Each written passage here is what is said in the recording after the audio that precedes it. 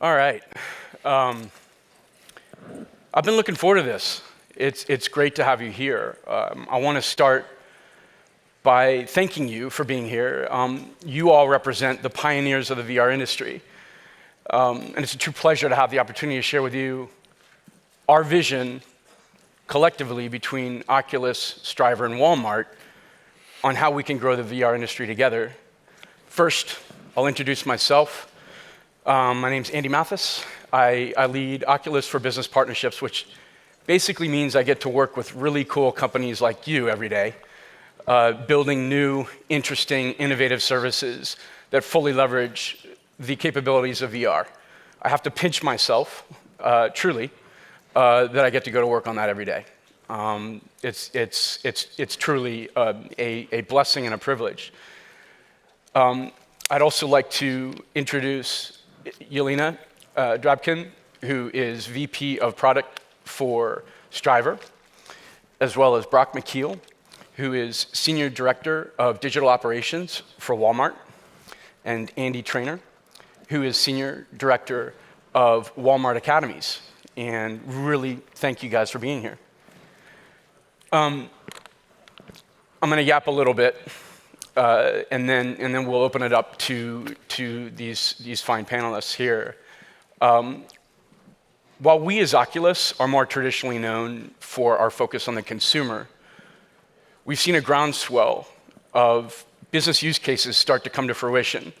Everything from teachers using VR to make their classes more immersive and more connecting with their students, to doctors using VR to enhance physical and mental therapy for their patients, real estate, design engineering, the list goes on. We're seeing the most traction, the soonest, in VR for corporate training. And that's why we're here. So hopefully, last week, you saw the Walmart announcement where they've committed to deploy Oculus Go's with Stryver training in all 4.5 thousand of their stores in the US. Pretty amazing.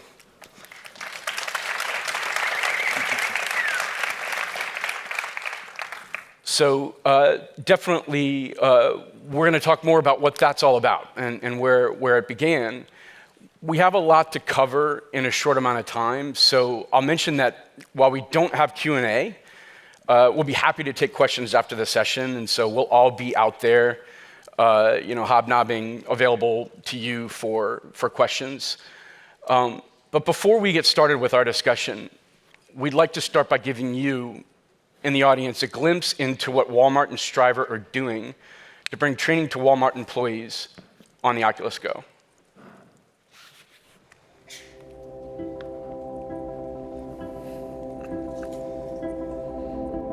One of my goals, as you well know, was to make that the best store in Arkansas. We tried to take care of our customers as best we could. It's quite a story, but the success we've had is because of our people.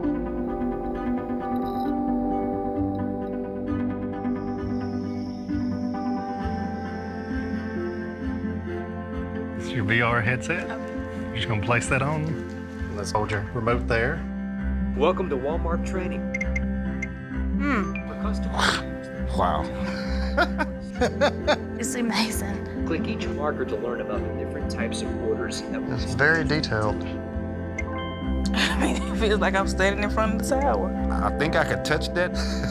I'm in the front of the I see store. an associate right here on the side. It wants me to scan a I package. just dispensed an order. Hearing about it versus, seeing it and doing it is totally different. This is like hands-on training. This kind of training that helps with making it faster because once you hit the floor with this, you know what you're doing. It makes people want to learn more. Hands-on training is important for customer service, which is everything. This enhancement would unify the company. take a look at that orange tower in front of you. It can hold 297 packages.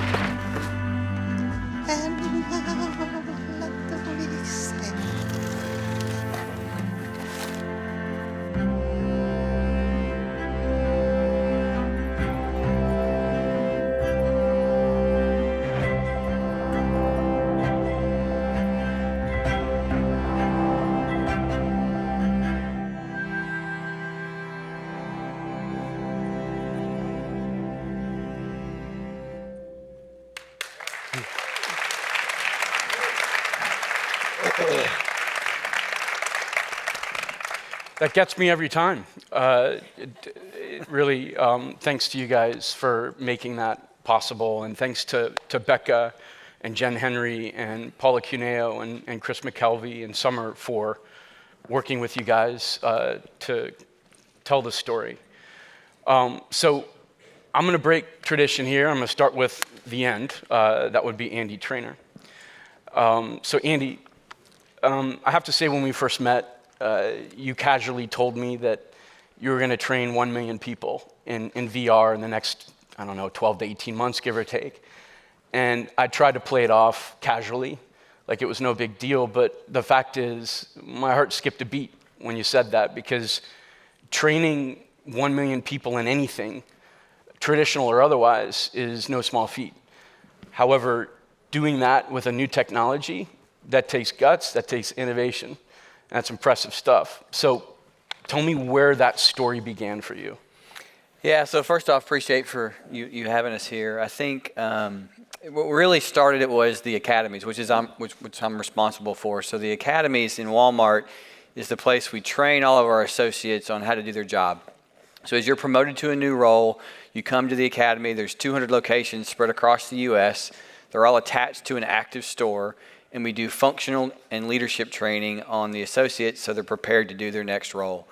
And so we had these, we started rolling these out about 3 years ago, and we just completed all 200 this year.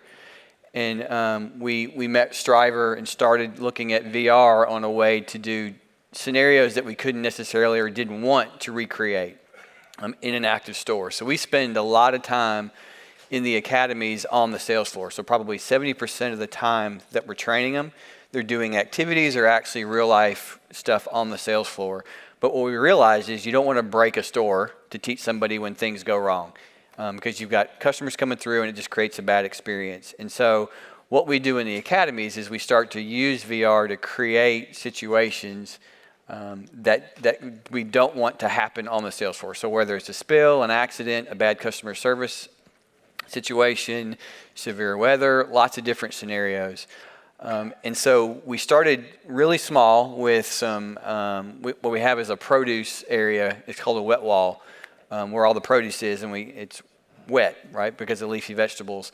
And that's one of our biggest challenges, to keep that stocked and keep it fresh. And so we did a VR experience with Stryver on what a bad one looks like and how to identify what works and what doesn't work. And it was super successful. So we started to expand that out to other areas. And so when you think about the platform that we had, the 200 locations, we run probably 7,000 associates through those every week. We're at 360,000 associates this year that we've trained through the academies, and all of them have gone through VR. It started to give us the ability to test different things and try it in a very controlled environment, because we have associates that do the training every day. They're former operators, and we script the curriculum, so we're very specific and know that every single academy teaches the exact same thing in the exact same way on the exact same day. So we had a very clear platform that we could measure of what the benefit was or what it wasn't. And then it grew from there to what we announced last week. And Andy, you kindly had me come in and do some of the training, and I'll quickly say, and then I want to get to the next question. The store, shelving application, that might sound sort of innocuous. Maybe it did to me. We walked in through the Walmart store thinking, we knew what we were looking at. And then we put the headset on for the store shelving training, and being in VR and seeing how, there's not enough bananas here, right? There's too much stock here. And so I did the training, and in 5 minutes after we had the opportunity to do it, when we walked through the store, all of a sudden you see, oh, yeah, okay, I get it now. And it's way harder than it might look on the outside. So good stuff. Anyway. Yeah, and what I would say to that is, and you all know this, but most folks don't, it becomes an experience. And so the reason VR works for us in certain situations is it becomes experiential learning instead of just a lesson that we taught. And so the associate feels like they were there, and they remember it differently. So we test everybody at the end of each week of the training to make sure they have to pass the certification test. to get promoted to the next role. And what we've seen is the test scores for folks that go through VR are higher than those that don't, because it becomes an experience and they just remember it as they move on. It's awesome. And to add to that, in our company, a lot of people we eat our own dog food, so we do train on our own training as well that we create for our customers. And with that wall, I can tell you that every time we walk into Walmart store, we don't look at that wall the same again. We can point out to you all the mistakes that are wrong with that and how much produce they're going to lose if they're not going to fix it. That's how real and memorable it is. That's right. I mean, there never any mistakes, but if there were, you would notice If there them, were any right? mistakes, of course. Okay. The training makes it Okay. perfect. Good point, Andy. Thank you. Right, sure. I'll start with you, Brock, but everyone feel free to chime in. Store shelving was one use case. There are many more. How did you go about identifying those use cases for VR at the academies, and sort of when did your vision start to crystallize around how and when you were going to scale said use cases? Yeah, so in my role at Walmart, one of the opportunities I have is to really look for new tech and find ways to roll that out. One of those was arming our store managers with iPads, arming them with applications to get them engaged on the sales floor and really bring that information to life there. At that same time, VR was kind of out there. It was coming. This is 2 or 3 years ago. But you didn't really see any enterprise functions outside of those that were being used in the armed forces and that type of scenario. But one thing we do at Walmart is we also look at who does it well anywhere, whether it be consumer, whether it be any form of introducing new technology, and the why. And so through that, had actually stumbled upon Stryver there down at the University of Arkansas, because everybody kept talking about how in the sports realm they were using VR and it was effective. Anytime you hear that, you go, well, I want to go see what they're doing and see what they're bringing to life. And so literally went down, put a headset on, did some quarterback drills. But what really came to life was, as all of you just heard from Andy, and he's humble about it, but what the academies is really phenomenal. There's 200 across the U.S. It's not just a table and chairs and a facilitator walking through content. It's an experience just to go to the academy. So as I watch these quarterbacks go through all this training and understanding of, getting the repetitions in a safe environment to really make them better at making decisions and those type things, saw it, ran back to Andy knowing how we could implement this into the academy. We kind of ideated on how we're going to bring this to life. Because as you think about a Walmart store, as Andy talked about, though the academies are attached to the store, it's great. And everybody says, well, why don't you just do video? What were those scenarios that we could talk about that we couldn't create in a store, right? Yes, bad customer service happens, but if a few of us are standing there, it most likely doesn't happen the way it does when it's a one-on-one experience. So even just through when we called the phone to Derek and said, hey, we want to do VR, he said, I only do sports. I was like, hey, come down. I want to walk you through what we do in a Walmart. He did a quick video behind the deli of this VR experience. Derek's CEO and founder of STRIVR. Yes, make sure you note to him that I mentioned his name. It's true, he would want that. Yes. And so this demo he did to just kind of prove what they could do from a Stryver technology and prove to us, was this the right thing, it's a simple scenario. You're standing behind a deli service counter. There's many things going on in this interaction, which is why VR is important and what you can't create in a video. There's deli process, there's customer service interaction, there's staffing. But there's one thing that happens to everybody, and if you go through it, you'll know what I'm talking about, and you'll never forget it. There's a customer who stands across from you. Customer waits maybe 5 minutes. All of us say, well, it's only 5 minutes. But when you're standing there staring at this customer waiting, as all this is going on, and you start to talk about what we could do differently, how could we interact with that customer, are we making sure he's okay? And at the end of it, he actually, you hand him the deli meat, and he says, you say, is this what you're looking for? He actually goes, it's not, but I'm tired of waiting. And he walks away. And it's one of those moments when you create those scenarios, bad customer service, severe weather, it's the moments that you hope never happen, but they do. Even with severe weather, it happens. And how do you bring that to life in a safe environment so that when our associates had those, they're really prepared the best that we could have them set up, and they're comfortable and confident, and they're not afraid of those moments when they do happen because they know how to react and know how to act on them. And we've learned a lot from Stryver. Yelena, you've taught us the RIDE scenario, acronym, and just kind of how that comes to life. Yeah, thank you, Brooke. Definitely. So we bring to the table, definitely, we come from the learning and development perspective, using the data and how learning and development best happens in VR. And so RIDE acronym is one thing that if you walk away remembering from here, that will be that. And I'm glad that our Walmart team already remembers that. It's rare, impossible, dangerous, and expensive. And those are the best use cases that you can teach in VR. What is rare?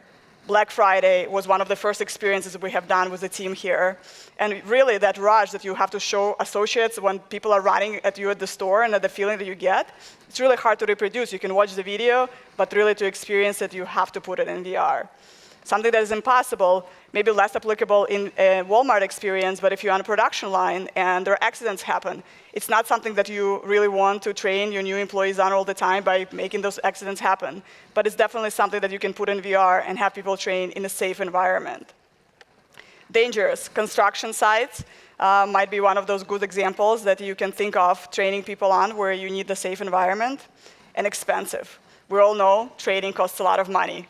Why does it cost a lot of money? You have to fly people into one location in order to train them.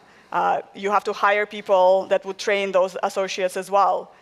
And if you think about the soft skills training, especially in our digital age right now, that's one of the important skills to train, and only 5% of the big companies usually have access to the best leadership trainings. But VR allows you to bring it to life to a wider population.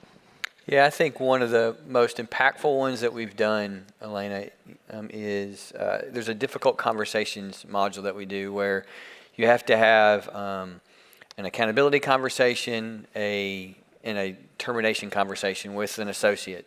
And so in the VR, we've built, in 7 sites, we've built VR rooms where you can do truly interactive virtual reality, where it films you and there's cameras and records you. And so you have this conversation with the associate, and you go back and forth. They respond back to you, and you ask questions, and they ask questions back and have responses. And then it flips it, because it records your body movements, your head movements, where you look, what you say, and it flips it on the associate. So now you watch yourself give yourself feedback. And so you're literally firing yourself, and you watch how that happens. And it is extremely impactful when you are able to watch the way you move, where you look, how you act, what you say. I mean, it's been very impactful for our associates on how to have better, more engaging conversations and not say things that we wish they hadn't said. And that's one of many things that struck me about the way STRIVR and Walmart work together to build these training modules is that they, some of these tasks or, work items may seem, non-emotional on the outset, but the fact is we're humans, and when we're doing things, we feel emotions. And VR actually, they got that from the very beginning. They basically put you in situations where you feel, and when you feel something, you're gonna remember it better. You're gonna retain that information more, and you're gonna learn. One of the interesting parts, as Andy kind of talked through, we went through this transformation of the information we were doing.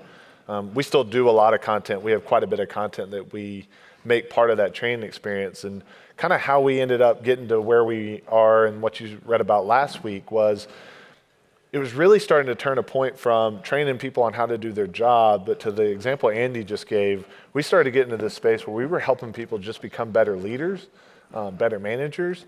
And so about 6 or 7 months ago, Andy and I started talking through, how do you get this into every store?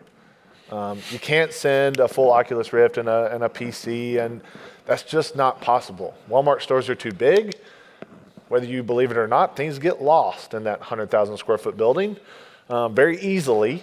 And so how do you bring this to life in a way that doesn't require a laptop and cords? And so we all started brainstorming with Derek and the Stryver team, and Oculus kind of said, hey, we have something coming.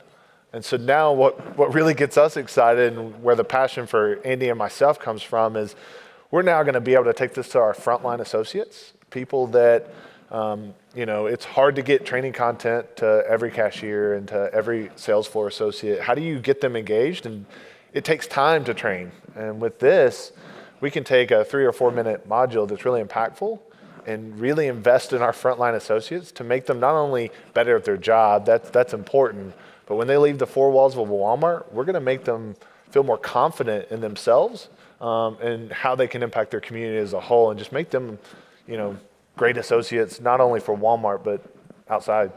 Indeed, that's good stuff. So Yelena, this one's for you, and I know you started to touch on it with Ride, but maybe it'd be great for you to expand a bit for the sake of the developers in the audience who maybe already are developing business services, or maybe you're focused on consumers right now, and you're trying to think through maybe if you want to start developing for businesses, what advice would you give them to help them anticipate the key challenges associated with building VR for scale? Yeah, it's a great question, Andy. How many developers in the room are actually developing for enterprise spaces? Awesome, so about half of the room. And what we have found out through building it and rolling out at scale right now with Walmart, it's a journey. Just like it's a journey in a 2D world, it's also a journey in VR. You have to start small, and you learn and repeat and grow bigger. That's how we started with first academies. We started with Rifts, we started with few academies, and then we expanded to 200. With the store rollout, we haven't started from 0 either. We have rolled it out in 10 stores, and now we are going to 4,500 locations. Customer is always at the top of our mind. Think about the fact that for VR, your users are usually people who actually know technology and know how to interact with technology. But once you start thinking about scale, especially enterprise scale, you have to take all the demographics into consideration and people with different needs. So the way we like to think about it at Stryver is my mother, who grew up outside of the United States and have a hard time using the phone, should be able to put a headset on and know exactly what she needs to do to go through training. And so does my 6-year-old daughter, who probably is a lot more technologically advanced than my mother is, with all the technologies that are available to our kids right now. But that's how easy your experience needs to be to make sure that nobody gets lost in what they need to do from putting the headset on to going through the experience that you're building for them. And the last, but not least important one, is definitely scale and security and support that comes into consideration. With 17,000 headsets out there, as you can imagine, we need to make sure that everything works perfectly. And of course, we build everything perfectly, so our technology never fails and never failed anybody. But in case that happens... Somebody write that down and just sit in Marlon. Thanks. But in case that happens, we definitely need to make sure that we remotely can, as you've seen, we're not going to fly to Alaska to fix something, but we need to be able to do it remotely. And the infrastructure and foundation is super important. And what I want to leave you with on this question is really think about the value chain. You are developing applications today, and it's one small piece of the value chain that goes into consideration today in order to expand it to the enterprise level. And technology is going to catch up, and it's going to be great. But today, from Stryver perspective, we handle everything from the beginning to the end. So Brock and Andy never have to think about how it all comes together. All they care about that great experience that shows up in a headset. That's good stuff. And I do want to note that we did fly to Alaska to film, just so you know. So yeah. that's, so that's important. I would add one thing just to kind of talk about Stryver a little bit. What's important from a customer perspective, from the enterprisee perspective, is they listened to what our problem was, right? They didn't come to us with a problem and try to solve it for us before they understood what our problem was. So when you start to think about what are the things that we have a hard time training and getting to stick, that's what we focused on with Stryver, and they helped us identify that and talk through it, and that's what they focused on, and we grew from there versus trying to come in and say they already knew what our problem was. And so it's really find what that one thing that, if it's around training, find the one thing that whatever company you're trying to go after, that they have a hard time getting to stick, whether it's safety, whether it's customer service, whether it's compliance. And that's where the company gets interested because they know that's the problem and this fixes that problem. So that was a big win for us and why it went so fast.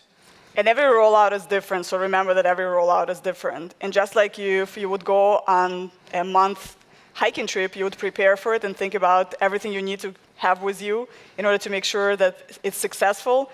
That's how rollout for the enterprise happening as well. You have to think 10 steps ahead and be prepared for every single piece in the middle to break and have a plan B for that as well. Is it fair to say, though, that even if you plan ahead, inevitably maybe you've forgotten your peanuts for, as a snack, or your, microscope, whatever, in using the analogy, right, of going camping? Like maybe you didn't anticipate something. So what maybe worked well and maybe what didn't, and how did you adjust? Preparation, that's what works well. So we think through it. You have to put into consideration the whole value chain, really lay it out and look at it from different perspectives. We have a very diverse team that comes from building the enterprise software for Microsoft, PayPal, and other companies. So some things we already know from our previous experience that we need to pay attention to, and some things are obviously new. So we don't know what we don't know, but we prepare really well for every single day. And I think for the enterprise space, really for us, you can invest in new tech, but if you don't find a place for it and make it part of the day, for us, the academy was that. So it was part of the curriculum. It wasn't just on a corner of a building and it was some cool tech and yeah, we showed it around. It was part of the curriculum. Like it was part of the day of the life of the associate. And so as you think through these scenarios and think what you're trying to solve, it's not just, okay, how do I go create VR because I want to be a part of this new technology that's really making waves. It's, okay, how am I going to make it part of the associate or employee's day? And that's where the adoption comes in, because it's all great if you create it and we can all work really hard to get the technology in there, but if nobody's using it and nobody's adopting it, we always start our time. That's not been the case for us. But because of the academies and the content that we had, we've really created something special for our associates to be a part of. Change management is definitely one of the most important things that you do need to think about. And Walmart has been a tremendous partner for us that was willing to innovate and experiment and definitely advocate for them to make that as a part of their process. And that's a huge win, because otherwise it's going to get put on a shelf, as Brock said, and there's not going to be use of it. So we are really grateful for having such a great partner to work with. Do you guys anticipate any new learnings as you expand from the academies to the broader stores? Yeah. You mean like 1 million people using it versus? Right. Yeah. I think we've already learned some. We hadn't even started rolling it out yet. We start next month. I think the academies create a very controlled environment, right? So we have specific facilitators that handle the equipment and distribute the equipment and facilitate the training. When we go to 4,700 stores, now it's not an academy person that we can talk to directly every time. So we'll still connect it back to the academies and have a connection point, but how you control what goes on it, when it's used, how it's used, who uses it, where they use it, because obviously you don't want to go to check out and somebody's wearing Oculus Go while they're looking around while you're trying to check them out. So I think there's lots of learnings that we're going to learn as we go of how we control that environment, because everyone wants to use it, but we still have a day job to do. So we're still working through how that looks, but definitely anticipate some heavy learnings, and then just keeping up with the equipment. To Brock's point. And that's where Stryver comes in, actually, with giving them all the information about the usage and what kind of content and how people interact with that and how do they do on different assessment tests, and then what learnings it translates to and what new content do we need to create. We start with data, and that's why telemetry is so important for us, and we incorporate it as we develop new experiences. And there are a lot of these experiences as soft skills experience that Andy has mentioned, and we have taken that and we're always developing new experiences that you can create with our software and deploy. Diversity and inclusion is something that's very important, and it's another part that we have done a tremendous job of working with Walmart on that as well. What's important about that is if you think about it, what we're doing is changing behavior. We don't want to point things out to anybody, but what we do want is, as Brock alluded, we want to make people better in the workplace and outside of the workplace. And VR is actually a perfect mechanism for that, to immerse you in that environment and to teach you how do you react to different situations that can happen to you. So definitely, I think we have a lot more learnings ahead of us with the stores, but it's an exciting journey. Yeah, I think it's worth sort of enunciating that point. I mean, so leveraging VR for diversity and inclusion, right? And so you're utilizing the sort of the empathy machine aspect of VR, so people know what it feels like to be on the receiving end of, you know, a less than optimal comment that might make them feel bad, right? That will be our focus when you think about the, you know, why we decided to go to all of the stores. It gives us the ability, and Brock talked about it before a little bit, to reach associates that we couldn't necessarily bring to the physical academy. When you've got 1.5 million associates across the U.S., you can't bring them all in, and it just becomes too cost prohibitive. But you think about cashiers and sales floor associates that interact with customers every single day. This allows us to get training to them on customer empathy, diversity, and inclusion. So when you think about our focus points, it's really customer engagement. How do we make sure the associates treat customers the way they expect and deserve, and humanizing them, really putting them in situations where you understand why this individual is paying with coins as they go through the checkout counter, right? They lost their job, they've got kids to feed, this is all the money they had. When you see that in VR, you feel it and you experience it. Compliance is another big one that we'll focus on. There's lots of things that we're required to train every year. This again allows us to save time in doing it, to go from a 30-minute video to a 4-minute VR experience. And again, they experience it. And then tech rollout, which is a little bit what the video is about. We're rolling out pickup towers across the U.S. where you can order something online, you get an email, and you go in the front of the store and you scan a barcode, and it spits out your product for you. Before Oculus Go, we would have had to send 2 or 3 people to a store to teach the whole store how to use that machine, how to load it, how to service it, how to deal with customers with it. With the VR experience now, we don't send anybody. We send a pair of goggles with the tower. It teaches everyone in the store in 5 minutes, basically, how to set it up, how to use it, how to interact with customers with it. And so we have completely eliminated the need to send people to go set up this tech. So when you think about how we'll utilize it, it's really those 3 big buckets. That's what's going to allow us to really pay for the whole rollout of it. And one of the things about that tower example, so Aaron Kimbrough, who's on our team, has been leading that project. And of course, when we do these tests, we get feedback and we listen to the store associates. And it was interesting because he had a comment in there that they were standing in line to do the training. When was the last time you saw people stand in line to take a CBL? And it was this aha moment where Andy and I looked at each other and go, I think we're onto something. So it's not only they're engaged, it's experiential, it's memorable, but let's be honest, you're all here because it's a little bit fun. And so to bring that to life for our associates is a great thing. Yeah. Oh my gosh, there's like 10 questions I want to ask and not enough time to ask them. So I guess I'll ask this. I mean, what would you consider success? What are the key success metrics for this training program for all of you guys? For me, it's better retention, right? So everybody knows cashier jobs are, we have lots of turnover in cashier positions and sales floor associates. So it's really how do we keep associates in the company longer and to better serve the customer. So I think it's retention. I think it's customer engagement. So we have lots of metrics we use to gauge how friendly our stores are with the customers.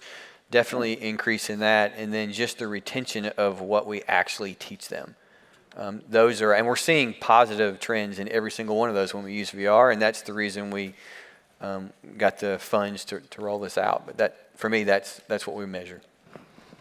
So for us, it's definitely success of our customers. That's what is important to us. And we have multiple customers. Walmart is our customer, but their associates are our customers as well. So that great user experience, that great satisfaction customer satisfaction results that we get when people go through training, And we want to change behavior. That's what we are here for. We want to change learning and development space. We want to make it more engaging and it more impactful through science and data. And that's going to be definitely a definition of success for us. Great. Well, we're out of time. I did want to close out by saying thank you guys for being here. It means a lot. Thank you for being here. We are very excited to see what you guys do with VR for business, consumer use cases. I personally see tremendous opportunity in education and healthcare and training. And we just look forward to seeing all the great innovation that you guys deliver in the coming months and years with VR. Thank you, guys. Thank you.